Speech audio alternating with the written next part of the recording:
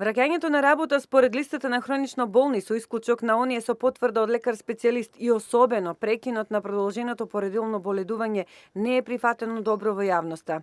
Не стивнуваат реакциите на самоохраните мајки, нивните протести и барања за повикување и отповикување на министерската одлука или евентуалната нивна измена, со која државата би покажала поголем сензибилитет за овие ранливи категории. Според Штипјани, треба да е приоритетно во услови на намален наталитет. Во прво место е дете.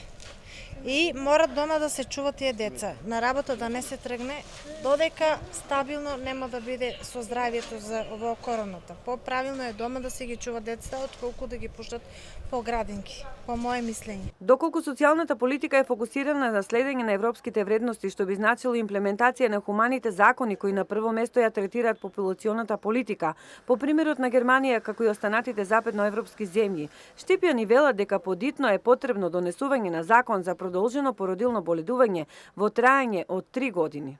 Да, па сигурно бидејќи мајката може да си го воспита детето. Друго е со баби, со дедовци и така. Кај децата, кај мајките не треба да се крати. Друго е мајката, друго е... Па по примерно на Германија. Па затоа ни е слаб наталитетот, затоа што нема кој да ги чува децата.